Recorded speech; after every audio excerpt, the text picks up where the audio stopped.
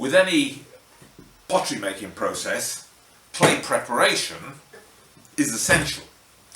And what I'm going to do today is I'm going to be making one of the hyper-coarse box flue tiles, and I'm mixing some very soft clay with some slightly stiffer clay, something that Michael Cardew, the doyen of British craft pottery, would have severely advised against, because you lose plasticity.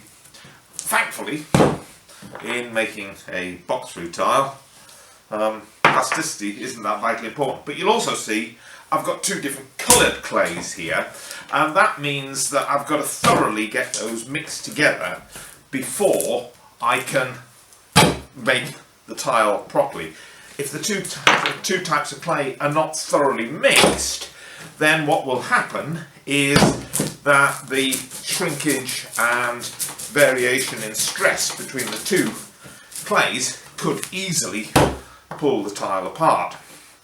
So what I'm starting doing here is I'm starting wedging the clay, and in doing that all I'm doing is flatten it out, put it down the table so there's a gap underneath it at the back here. I get the wire in, cut halfway through, turn it over and smack it together. That means each time I do that I double the number of layers in the block. And what I always found interesting about this was, and you may know the old story of the rice on the chessboard, 1 grain on the first square, 2 grains on the second square, 4 grains on the, and before you're finished you've got enough rice to cover China to about 1 metre deep or something. It's a rather remarkable story, but it's sort of pertinent to this, because what I'm doing every time I do this is I'm creating 2 layers, and those 2 layers then get multiplied. And actually, when you've done it 10 times, what you've got is you've got 1,000 layers. You've also got a way of finding impurities that are in your clay, like large rocks, which you really don't want in the clay. This clay spent some time outdoors. I think my grandson liked to throw stones into the bucket from time to time. Hey, George? Anyway,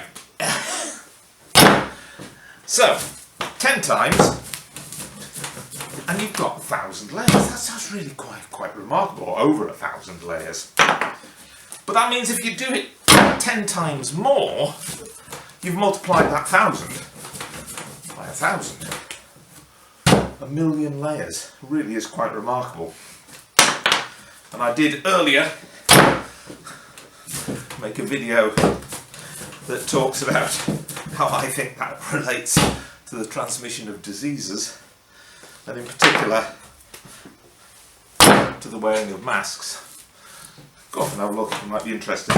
Anyway, mixing the clay, doubling up each time, it starts, as you can see, to become a much more homogeneous mass.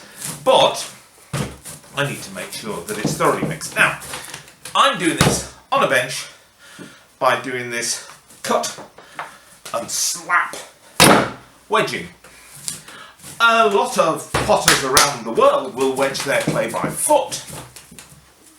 A huge heap of clay, which then effectively gets kneaded by foot, because you can mix clay by kneading and not by wedging. And we don't know what Roman potters did, and we don't know what historical potters did, but we do know that generally speaking they mixed their clays really well and they produced a really fine body before they started to work with it. But as I say, we've done a bit of wedging, we could do a bit of kneading. Now, when I knead clay, I tend to do it like this, which is, or was, received wisdom told us, an Eastern way of kneading clay. Although I suspect that potters around the world have used a similar method. It sort of produces something that looks a little bit like a seashell as you're working. And what you're doing is you're rolling that front bit of clay round and pulling it back and rolling it over on itself. And what both of these processes do is they not only mix the clay, but they force air out. So as you're doing this and you're getting a thin layer of clay down there getting rolled underneath, it's pushing air out along this edge. Very useful, particularly if you're throwing. Not quite so important in tile making, but having air in the clay doesn't really help. What I've got here in total is about 12 kilos of clay. That's how much clay I use in making one of these box flue tiles. And that's what I'm going to do next, is create the box flue tile. So come back when I've got this clay fully mixed.